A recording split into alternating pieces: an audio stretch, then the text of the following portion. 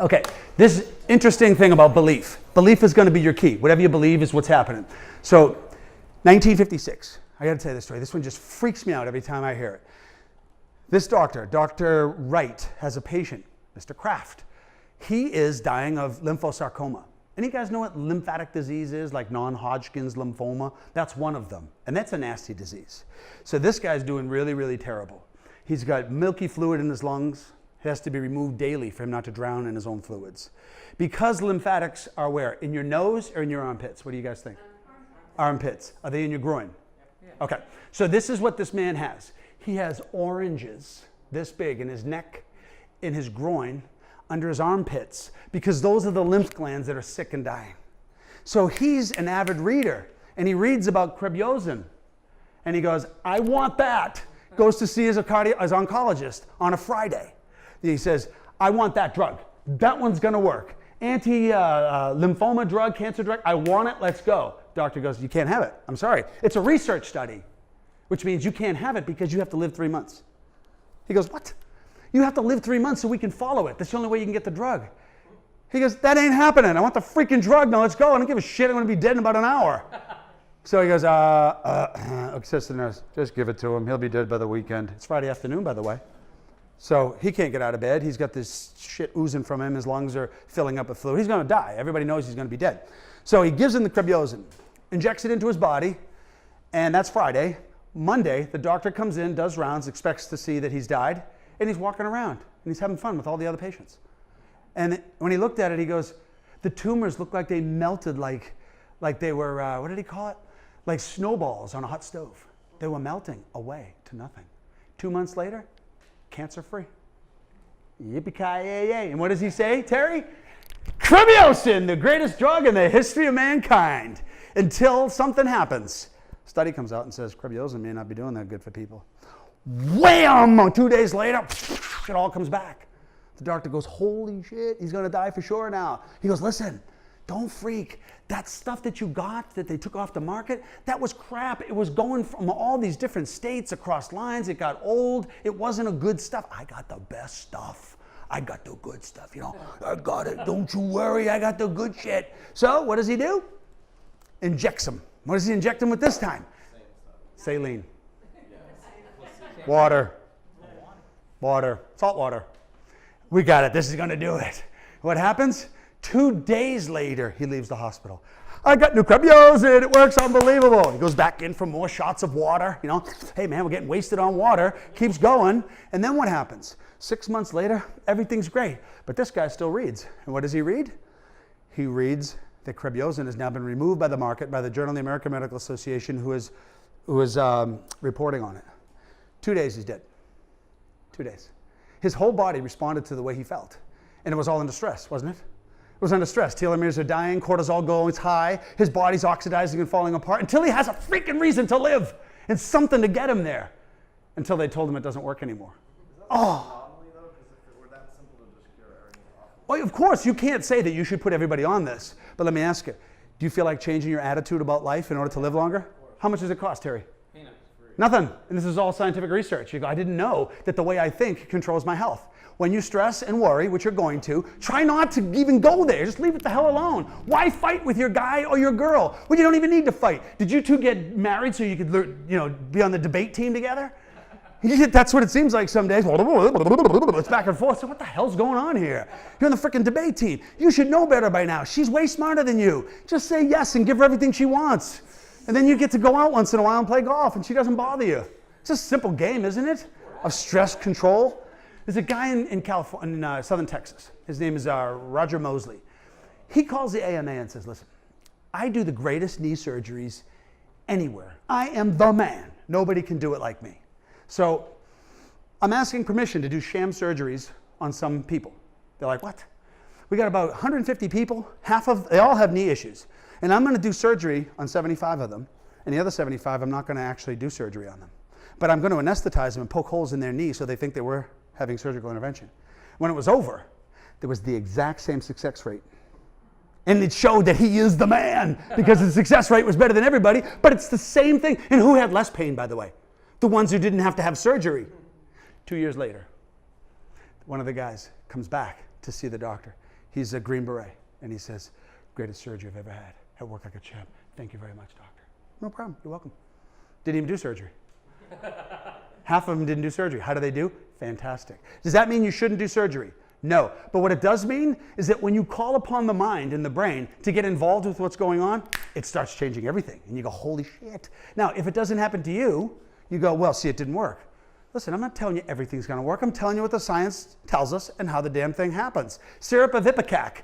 I studied this in college. You put a drop of this son of a bitch on your tongue and you'll puke for days. You just ate something awful, decon at home. You're thinking you're a rat. So you eat decon and you're blowing up like hell and the doctor says, quick, you need to take the syrup of ipecac. You drink that shit down and it comes out like this.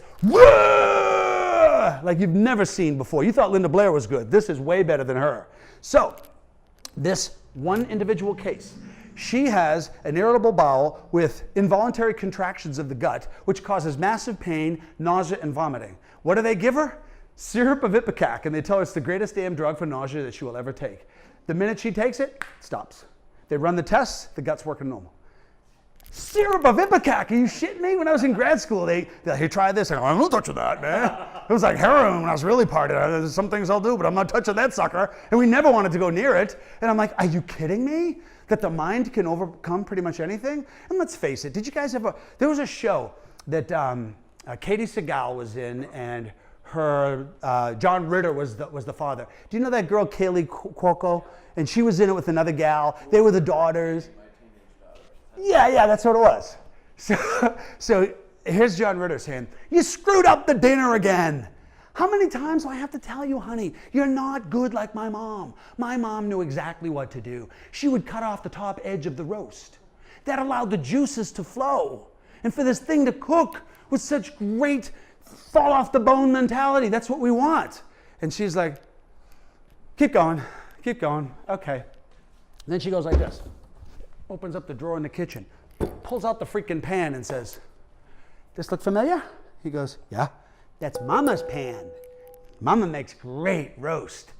Do you see the pan? Does it look dented here? Well, Mama dropped it on the floor. And every time she put the roast in, she had to cut the end off because it wouldn't fit. That's what was going on all those years. And he goes, oh, 40 years, my mother makes the greatest roast because of this.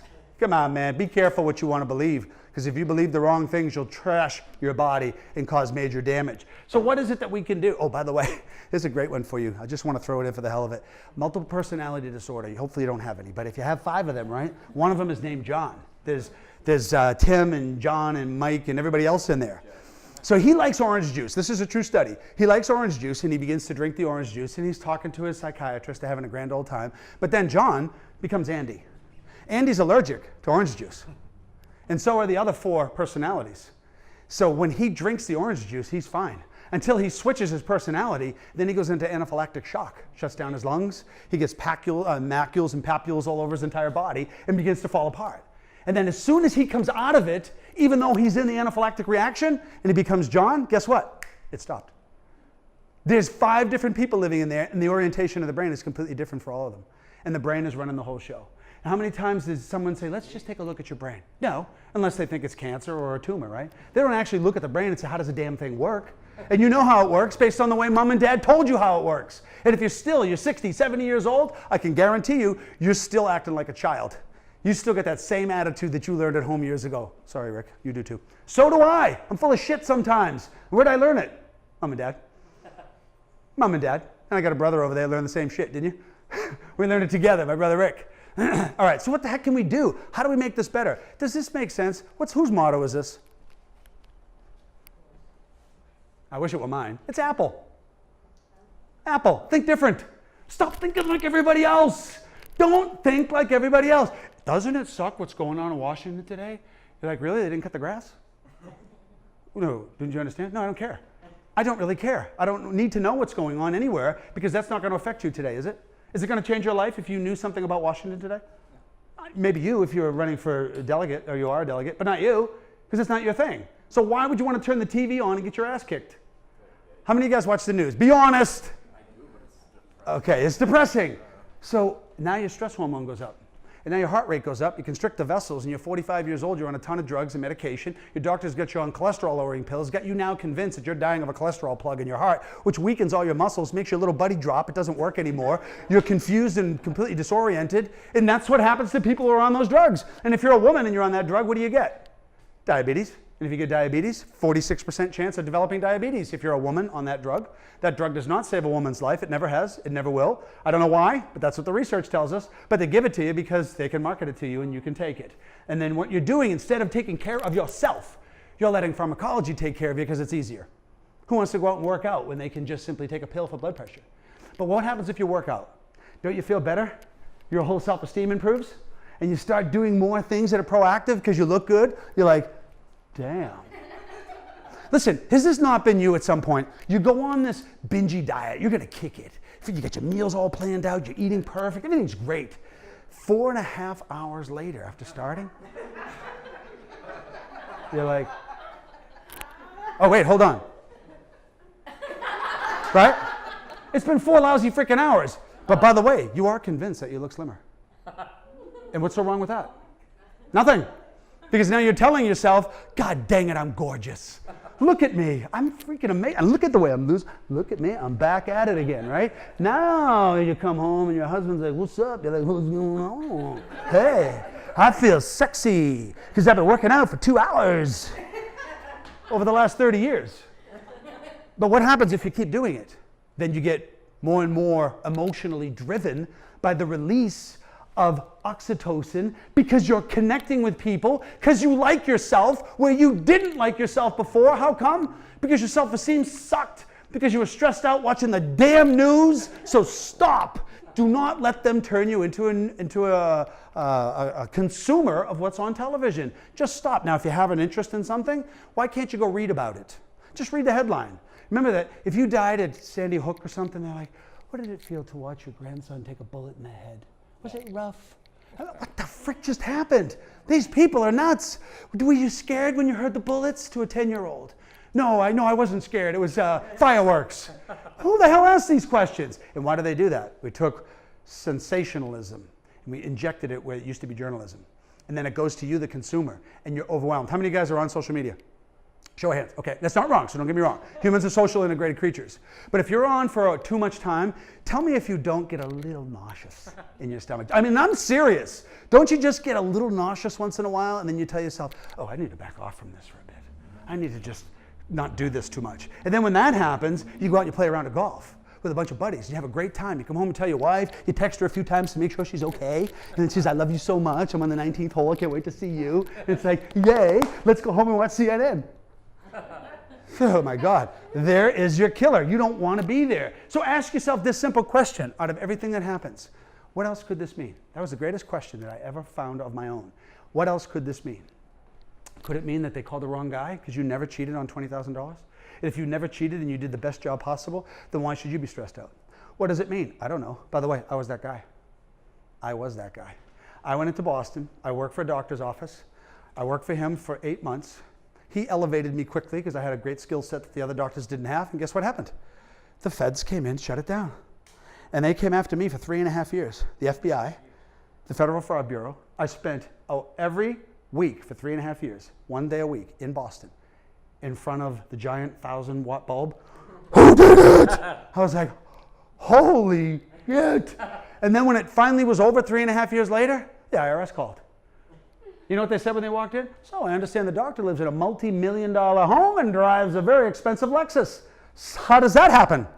And I go, I don't know, you might have the wrong office because I'm driving a piece of shit Honda and I'm living in a condo that my patient owns. But it's the intimidation factor, right? And I'm all freaked out over it. I lost cells then. I was literally in the bathroom. It was coming out of all ends until I remembered some of the words of even my parents. Calm down, this shit will pass. Did I do anything wrong? No, I didn't. But he stayed 3 weeks. 3-week audit. That's pretty long for a federal audit. And then with it done, you know what he said to me? Shook my hand after being a prick the whole time because it's part of their mantra. He goes, best office I've ever seen. No issues going on here. Have a nice day.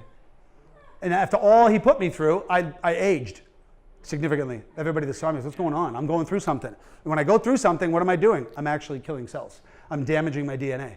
And I don't want to keep damaging it because it'll morph into cancers and every other thing. That's what happens to us. So what could this mean? How many of you guys can reframe something?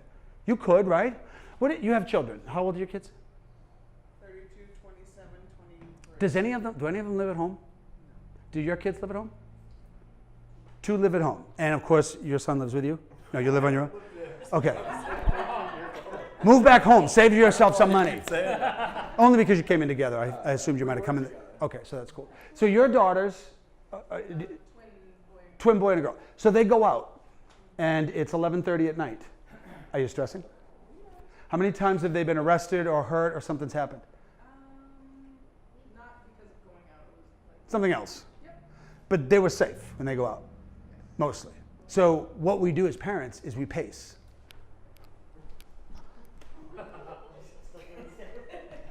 Can you freaking believe this? It's freaking 10:02. What can you be doing at 10:02? And what were we doing at 4:30 in the morning when we were thumping and partying? It was like, what's your problem? So it's 4:30, get with the it's 10:02 and you're late. Now I'm freaked out. And because I'm freaked out, I then changed my child's response to stress in his or her own life. Instead of giving them a credit card and tell them to get an Uber or go pick them up. Whatever it is you need to do. Could you reframe the way you see that night? Of course you can. And I look at my kids when they go out. My son walked home the other night in the dark. My wife freaks. He's walking in the dark. I'm like, I have it on good humor that there are no goblins in the dark. Just let him freaking walk because he's a kid who's trying to find himself. He's 15 years old. Now he's got the balls to walk in the dark 2 miles to come home.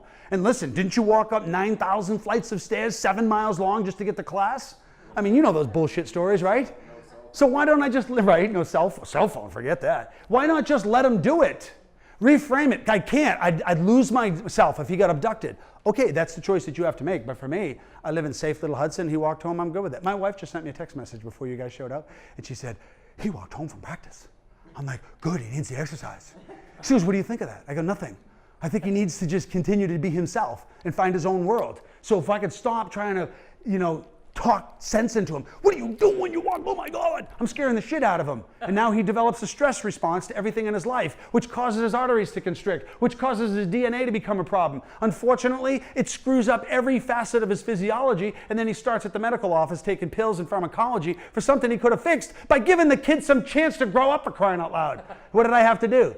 I had to reframe this whole thing. I don't reframe it, I'm in trouble. What is another word for attitude? Pretty simple. How many of you guys have an attitude? Oh my God.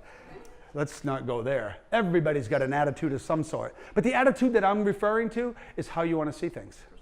Perspective. Good job, John. Exactly. It's all about your perspective. What is your perspective? What do you see? If you see bullshit, then you're bullshit. I'm sorry, I don't mean to call you bullshit, but that's how it goes. You see bullshit, you're bullshit. And I'm calling you out on it. You see something amazing, that's what you'll get. You take Krebiozin, you'll live longer. You find out that it's not real, you die.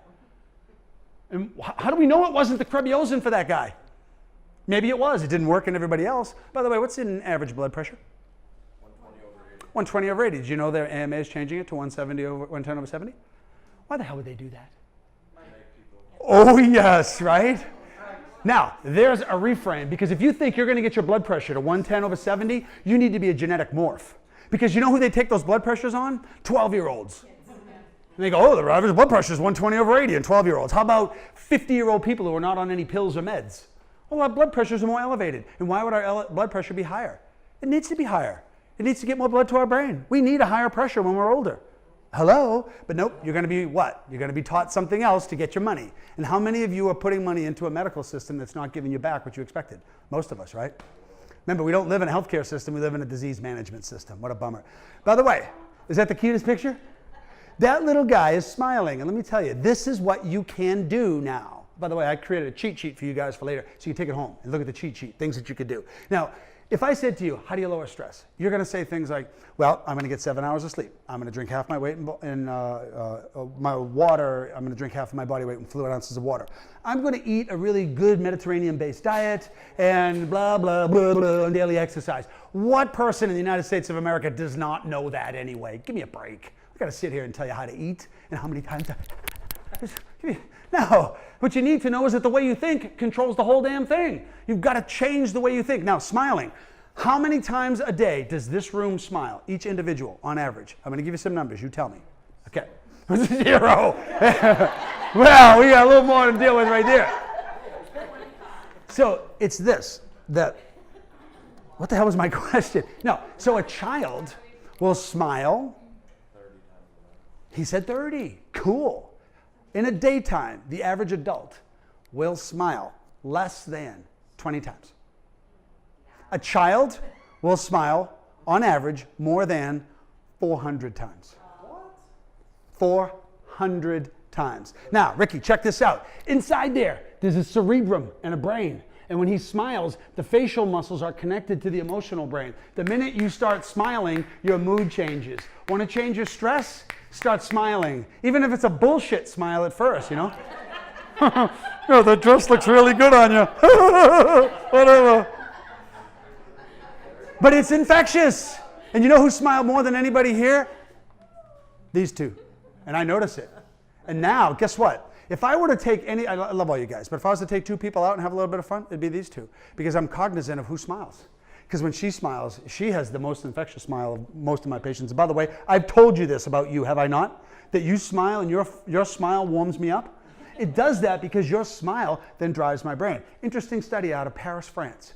They take a bunch of people and they bring them in and they have a panel of people like me standing here going, all right, look at letter A. Letter A is like, and I'm like, okay, look at letter B. Look at letter C. The thing is that we did PET scans to see how the brain would respond to each of the individual. So we do a PET scan looking at regional cerebral blood flow at his smile. Then I come over here, like this kid here, and I go, am I close, by the way? Let me tell you, I feel funny as shit right now. And what's happened is I have mirrored his face. And because his face is connected to his emotional aspect of his brain, the smile is driving his joy and happiness. Which came first, the smile or the happiness? I don't know, but I know in you, pull the smile because you're gonna have to pull it out of your ass to make it work because most of the day is difficult, right? But it's only difficult because you said it is, because it's not really that difficult. It's just bullshit. I mean, it wasn't a big deal when you went home and found out that your wife was suffering from something. All the crap of the day just went away, did it not? Yeah. It just ended in a second. So smiling, you guys are gonna, who likes chocolate? You ladies like chocolate? Oh yes. One smile from a child is worth 2,000 chocolate bars to the human brain. That's the amount of joy. I mean, 2,000 chocolate bars, that can keep a girl happy for a long time, right? So what's in the chocolate and the cocoa stimulates the brain to be happy. We know this. But it's up to 2,000 chocolate bars for one happy smile from who? Your child, number one. You get children that don't smile, that are bumming out? You made them that way. How about the millennials today? Don't we bitch with the millennials? Sons of bitches. They're entitled to everything. They got no manners. They suck. And then I go, that's right, we created them. Ooh. What? What? I guess we did create them. What a bummer. So to be able to do this, to get yourself to smile, how freaking hard is it to smile sometimes? Sometimes a lot. You walk into the bank, you go up to the teller, and you say this, good morning, and how are you today? You're forcing yourself to smile. And she looks up at you and she goes, I'm having my period today. I'm not feeling too well. Then I go, it's okay. It won't last that long. She goes, shut up. Anyway, no, that was something else. Anyway. If you can get them to talk, right? I go to the grocery stores and I talk to the kids all the time because it warms my heart. I'm like, hey, what's up? He's like, oh, I said, oh, you have a job. Isn't that great? Because do you have a boyfriend? Well, yeah. Can you spend some money on him and go out on a date and really have fun when you have cash? Well, yeah. I said, you know what my first job was? They're like, dude, move on. I'm like, listen, my first job was working in a factory. I made $3 an hour. And now I'm a doctor. And I got plenty of money to pay for my goddamn groceries. And they're like, you're a doctor? Yeah. Oh, okay. Now I'm about to listen. I hand them my card. They join into my blog. They're like, oh my God. Then I go back and they're like, dude. I'm like, what's up? And then I go like this. You got to throw that lippy smile in there. It's easy to smile, isn't it not? What's this called? Brain. Beautiful. Now, you guys want to look inside of it and see what the hell's going on? I'm going to show you something that goes on inside. This is I want you to know. When John was inside of mom, when he was growing his little brain, not her, but when it was growing internally, right? When a child's inside of a womb, the brain is growing rapidly at the 6th month. And the faster it grows, it then is becoming stimulated by chemistry that's just surrounding it. You know what that chemistry is? It's mama and her perspective about life. And who drives mama's perspective? Daddy. And daddy's a douche. He comes home and he says, you're a little pregnant. What's the big friggin' deal? I put in 50 hours a week to pay for everything. By the way, whose idea was this to get pregnant in the first place? And she's like, you pig. He's like, oh yeah, maybe it was. Anyway, so the reality is this, that when the mother feels stressed out, the chemistry goes inside the brain from mama. And then when that chemistry gets in there, it begins to mold the brain. So what is the brain made of? Take a look at it. Whoop. Oh yeah, look at it. It's going to explode. Ready? Those are neurons. There are billions of these in your head. Now watch these here. These are the early stages of nerve development. See that right there? That's Rick learning how to hit a ball out of the sand trap. And after a while, he sucks at it, so it pulls apart. Or he keeps working at it day after day after day after day after day after day after day after day after day after day. And what happens? The circuits become stronger. And the ones that you use more often than not are always the knee-jerk response that you go to. Which means that if you look at a shitty situation and you try to find the silver lining, you will find it. Somebody else will tell you out of your freaking mind, but that doesn't really matter, does it? Because it only matters about what you think. So in order to be able to create changes in the brain, you must simply do one thing. Think different. A person right in front of me, my happy smiling friend over here. She stops smiling. What the hell's going on? I'm going to come right to her and go, is there something wrong? I know there's something up and my brain senses it. Now you're changing the flow of the brain. When you guys were 20 and now you're a day older, do you think differently about the world? Yes, of course. And you're going to keep doing it and keep going. The question is, can you still be in control of your thoughts? Because if you think bullshit, then the cortisol will secrete. It'll damage the telomere. You'll start losing cells. Your buddies are going to be at your waist. Your skin's going to sag. Your brain's going to shit. And you're going to have more senior moments than you know what to do with. And guess who created all this? Some other son of a bitch did it to me. Sorry, millennials, because that's what they definitely learned. They probably learned it from me. Son of a bitch. So what should you stop doing to make your body healthy? Don't complain. Try it, 30 days, see if you can do it. Holy shit. Try this, right? We'll meet 6 months from now. You all try not to complain. And you got to do it for 30 days. And if you screw it up once, you have to start over. We'll see how far you can get. Because it ain't easy. And who drives it? The news is the number one thing that drives the damn thing. But I want you to remember this, guys. That you can rewire your brain to be happy in just 21 days. So everything you just saw up there and all those firings of those neurons, the ones that connect more efficiently are the ones that polarize your whole thought process, which then controls the way your body responds to stress. Otherwise, you just sit there and go, life freaking sucks.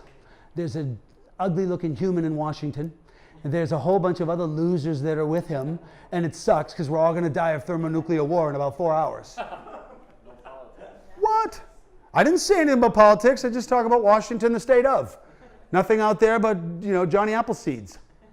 But realistically, believe whatever you want. The question is, will it serve you or will it not? And if it doesn't, you're going to wind up in big trouble. So what you should do, this is something that you can do now. I want you to think of this. In the morning, or tonight, before you guys go to bed, I want you to wake up ready to rock and roll. Remember that if you were stiff as a fart and you had to go out and run 5 miles and didn't stretch, what's going to happen? You're going to be in pain, right?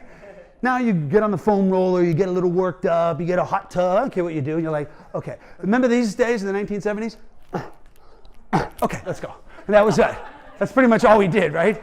But now you warm your whole damn body up, and as it's warmed up, you're ready to go. So how do you start your day? Think about this. You could be this person. Oh, shoot. Honey, friggin' snowing out. What's your point? You want me to call Santa and see if I can change it? I can't change the goddamn thing. You want some freaking coffee? Ah, shit! Burn myself goddamn coffee.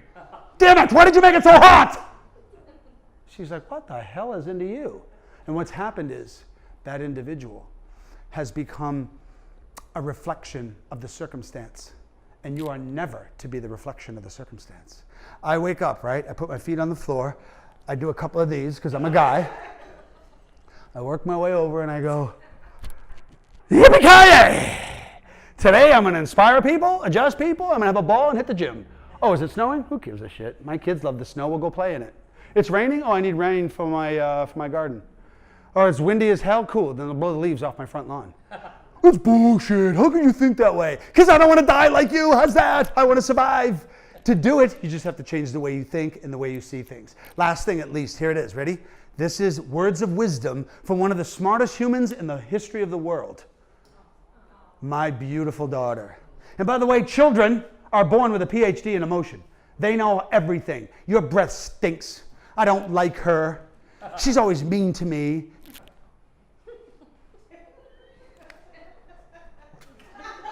Isn't this what kids do, right? They're nut jobs. But they'll just say it like it is. They don't have any filters. Then what do? We strip away all that and we load them up with filters. Don't tell anybody how you feel. Just internalize your stress. And if you're a guy, you don't show emotion. That's for the lousy women. We were the protectors. We'll be dead soon, but don't worry about it. It's crazy what we'll put ourselves through. So here it is. Now she's a little older, but I was giving a presentation in Los Angeles. And I was just about ready to wrap up what I was creating. And she comes out, as cute as a button when you see her. She comes out with her little teeth. She's like, "Hi, Dad." Now, this is what she said to me. "Daddy, you tell them to just be themselves. That's it. Because when you're yourself, you're happy." Wearing this shirt. I was in tears. I'm like, oh my God, I'm being schooled again. This is unbelievable. So then she tiptoes down the hallway, and I'm like, oh my God, I'm following her. I'm running around going, how did I get this lucky? And she comes out with this one. And it says, "Laugh every day, Daddy. Make sure you tell them that." That from a child. What do you think would happen if that's the way you started living your life? And when you stopped caring about what people think of you, what you wear, what you look like, what you sound like, right? Who gives a poop? Just be you. This little girl, she was 8 years old telling you, just freaking chill out and be happy with who you are. She didn't know it would save your life. But somewhere in there, it does save your life. And it's very, very important. And these kids, are these kids the real reason why we're here for most of us? I mean, what would life be like if you didn't have children with you? Wouldn't that be a bummer? Your own kids? And to lose a child, I had a woman today who lost her child. He was an adult child. But oh my God, her pain was palpable. I'm like, oh my God, I can't imagine that somebody would have to live through that. I hope it's not me, and I hope it's not anybody in this room too. But that's the key. And by the way, this is what she said, because she does everything in threes. She goes, "And Daddy, make sure you tell them to say these 2 words. Make sure that you say thank you to everyone." And then that changes their oxytocin level. She didn't know that part. But she put it all together. And I was like, damn, that girl kicks it. And that's all that I wanted to share with you. Now, let me ask you this. How many of you people are dealing with BS in your life right now? Now, does anybody need any clarification? Do you need any clarification for your crap? Do you guys have any questions about the stuff that we just talked about?